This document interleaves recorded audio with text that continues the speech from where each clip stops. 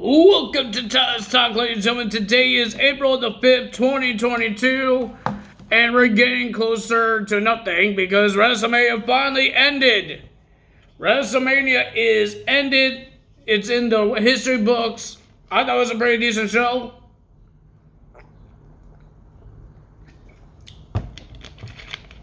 Then we got the Raw after WrestleMania. So a lot of things happened here, and a team split. A return did happen.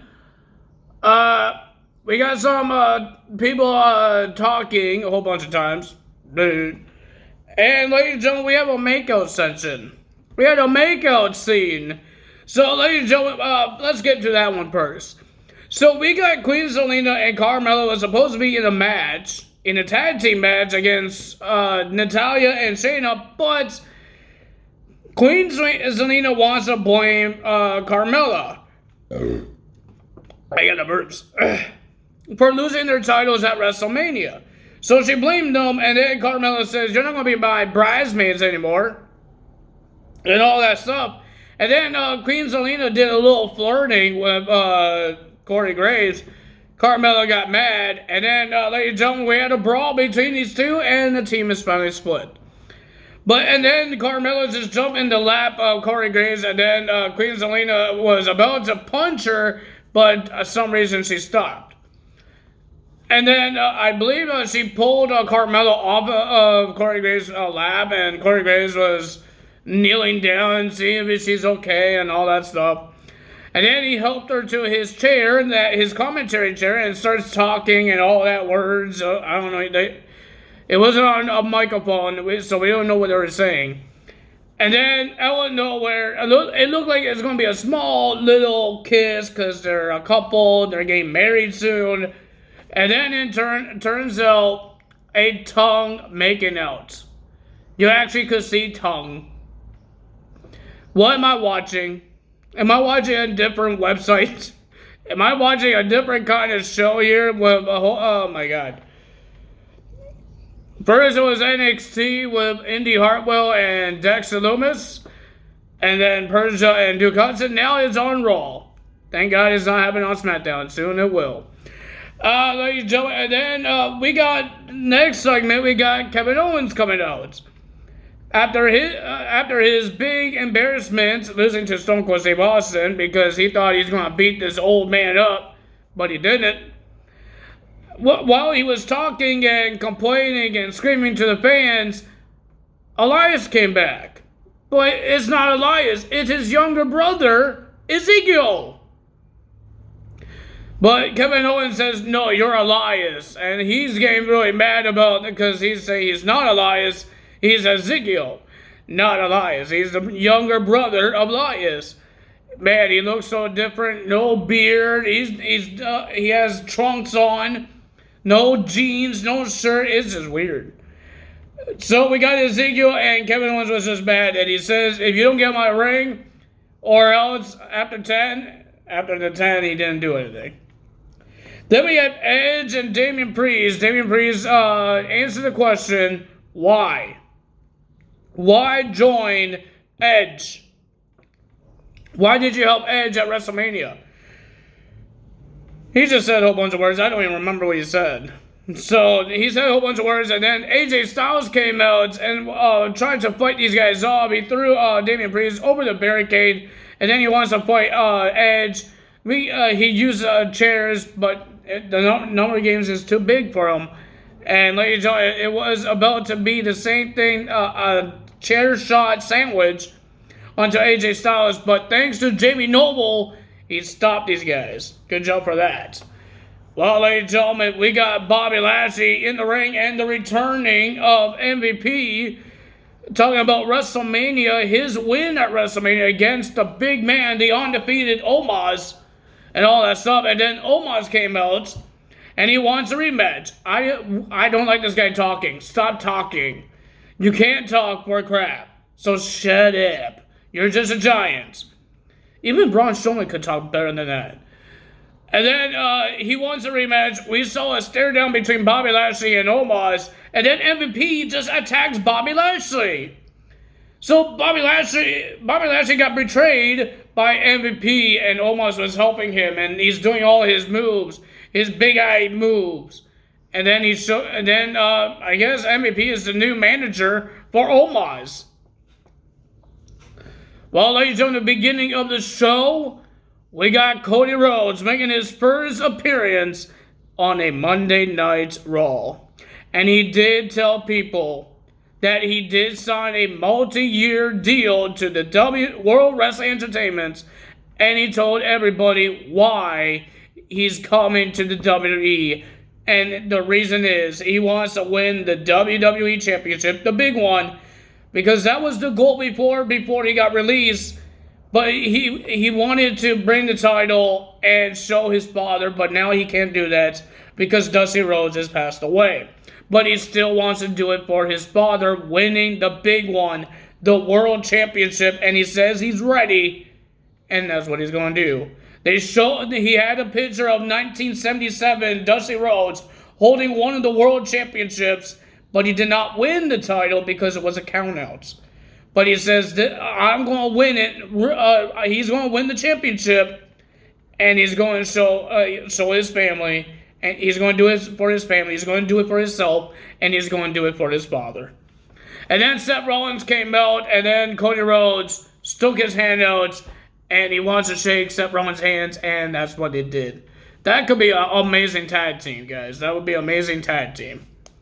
Well, let's get to the matches here. So we got the new women's tag team champion Sasha Banks and Naomi will be versing Ripley and Liv Morgan in a contenders match. If you win, you get a title shot. But ladies and gentlemen, the winner of that match was Sasha Banks and Naomi. I thought it was a pretty okay match. But after the match, after Liv Morgan and Rhea Ripley was in the ring, Rhea Ripley just walked away from her partner. But we did hear that why she did it. She went to talk to Adam Pearce and Sonya Deville and demanded a tag team title shot next week. So they got their shot of the tag team titles. Then we had The Miz versus Dominic. Dominic Mysterio. I thought this is over. I thought the Mysterio and The Miz feud is over after WrestleMania. I guess it's not. But the winner of that match was The Miz. And then, out of nowhere, Beer came out to attack the Mysterios. So this is why this is what you guys all was going crazy that he didn't come to Raw. He didn't come to Raw. I thought he was going to have a match. I thought he was actually going to have a match, not attack somebody. I don't even care for that. He destroyed the Mysterios, but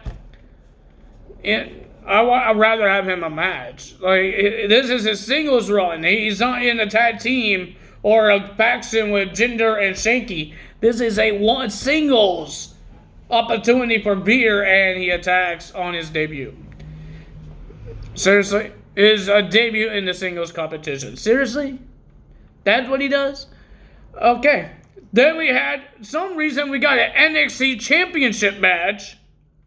And it was a rematch from Stand and Deliver. We had Dolph Ziggler versus Braun Breaker for the title. Some reason we got an NXT title, and we thought Dolph Ziggler retains. But guess what? He did not retain. Braun Breaker is your two-time NXT champion. So I'm guessing that's the end of Dolph Ziggler's NXT run, and he's going to be on Raw now. I don't know why they did that. They thought it was going to be surprising. It wasn't really surprising. I thought Braun will take the title at Stand and Deliver, and Dolph Ziggler is done with NXT. But now he's done after 2 days. I don't know. Then we have Austin Theory and the Usos will be versus RK Bro and Finn Balor. Both tag team partners of Austin Theory and Finn Balor. RK Bro and the Usos, they had a good WrestleMania moment. Finn Balor didn't even have one. Austin Theory didn't have a good one because he lost to Pat. Even his mentor had to win at WrestleMania. Not a really good win after that really bad stunner. Even when they were trying to show us the video package of what happened at WrestleMania, they didn't want to show the stunner. It was one of the worst stunners. I understand Mr. McMahon is old. He's like in his 70s and he's trying to take a stunner. It's not really good. The guy, I don't think the guy could bend very much. He wasn't doing a lot of bending when he's doing his matches. He wasn't doing a lot of great moves. It's just people want to see it. People want to see Mr. McMahon, and he wants to show how buff he is. He's not one of those old guys let themselves go because they're old. The guy is buff, and he wants to show people that. So that's what he did. Congrats to Mr. McMahon. Even when they did the pandemic WrestleMania empty arena, they showed behind the scenes. Vince McMahon showed Gronk what he's going to do, how he's going to jump off the balcony. And Vince McMahon actually jumped off that balcony to show Gronk what he's going to do to win the 24/7 title. That was amazing for him, too. This guy, he's in his 70s, and he's doing those things. And he's putting himself in a match. That is crazy. That guy should be retired, not Triple H. Well, Triple H is retired because of his heart condition. I understand that. I do understand that. But if you guys, I don't think I told you guys that what is he retiring? Triple H is still part of WWE, but he's not going to be wrestling. His in-ring, he's going to retire because he can't wrestle because of his heart condition. He can't get punched in the heart. He can't get slammed. Bad things happen. We don't want bad things to happen to Triple H. He's a legend. So his in-ring, he retired his in-ring. That's why he put his wrestling boots in the ring, not his suit or anything. He's not done with WWE. It's just he's not wrestling anymore. So no more surprise wrestling matches from Triple H in Saudi Arabia or on WrestleMania. He's done. Now he's just going to be the boss. Just like Vince McMahon. This is the first time ever we saw Vince in a match. But some people want to see bosses be in a match. Like Stephanie McMahon or Triple H, Shane McMahon. None of those guys were in WrestleMania matches or in any feud. But Vince McMahon was in a feud with Pat McAfee and Austin Theory. So he put himself in the match. People want to see the boss to wrestle. It doesn't matter if it's Triple H, Stephanie McMahon, or Shane McMahon. People want to see it. Or Mr. McMahon. Speaking of Austin Theory, we got a 6-man tag team match, and ladies and gentlemen, we got Austin Theory teaming up with the Usos to versus RK Bro and Finn Balor. And the winner of that match was Austin Theory and the Usos. Then we had the Street Profits versus Chad Gable and Otis. Well, ladies and gentlemen, this match didn't start because Otis and Chad Gable attacked the Street Profits before the match. But Adam Pearce says, you know what? We don't need the normal tag team rules. Let's just make it a Texas. We're in Texas. Let's make it a Texas tornado match, tag team match, and that's what they did. I think they only used one weapon, and that's the tables. And the winner of that match was the Street Profits. And then we heard some words from the Almighty, the Tribal Chief, the head of the table, and now your undisputed WWE's Universal Champion. And nobody can beat him. He's untouchable. And the bloodline is not going anywhere. That's all I can say about that. He said a whole bunch of words. But ladies and gentlemen, we all know the bloodline is not leaving. Not anytime soon. Who's the next challenger for Roman Reigns? Will Roman Reigns have a different title that he doesn't have to hold 2 titles? We don't know. We will find out. But ladies and gentlemen, if you guys enjoyed this video, hit the like button, leave a comment below, hit the subscribe button, hit that notification bell, and I will see you guys tomorrow for NXT's 2.0 results. That's all from me today. Time is out. Bye!